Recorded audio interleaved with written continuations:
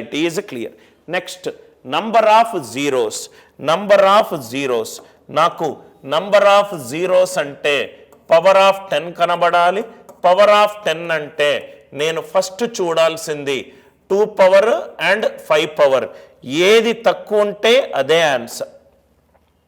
Power of 2 చూడాలి, power of 5 చూడాలి. Power of 5 కనుక పవర్ ఆఫ్ 2 కనుక తక్కువ ఉంటే అదే ఆన్సర్.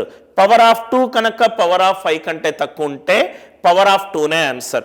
నంబర్ ఆఫ్ జీరోస్ ఎప్పుడూ కూడా పవర్ ఆఫ్ 5 తోటే రాదు సార్. క్వశ్చన్ని బట్టి అప్పుడప్పుడు పవర్ ఆఫ్ 2 కూడా వస్తుంది.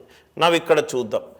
12 into 18 into 15 into 40 into 25 into 16 into 55 into 10. First power of 5 చూస్తాను. 5 11s are 55. ఇక్కడ ఒక పవర్ ఆఫ్ 5 ఉంది. 5 squares are 5 square is 25. ఇక్కడ 5 square ఉంది. 5 8s are 40. ఇక్కడ 5 మల్టిపుల్ ఒకటి ఉన్నది. 5 3s are 15. ఇక్కడ ఒకటి 5 ఒకటి ఉంది. 10లో ఇదేంటి సార్ 55 ఇంటూ 105. 105లో ఇంకొక పవర్ ఉన్నది. అంటే 1 2 4 5 6.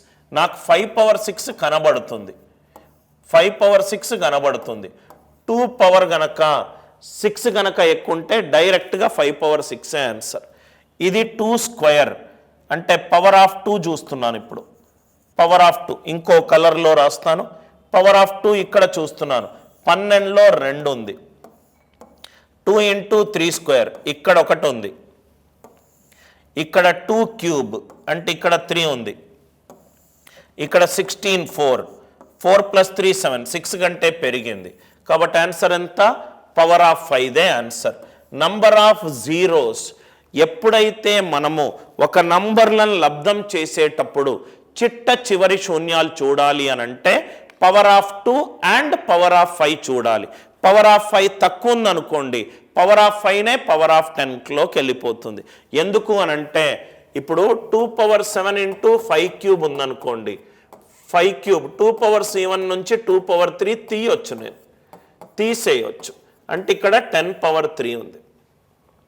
సో ఎప్పుడైతే నేను పవర్ ఆఫ్ 5 6 చూశానో 16లో 2 పవర్ 4 ఉంది, 40లో 2 పవర్ 3 ఇంటూ 5 40 అంటే 8 ఇంటూ 5 ఇక్కడే 6 కంటే ఎక్కువ పెరిగింది.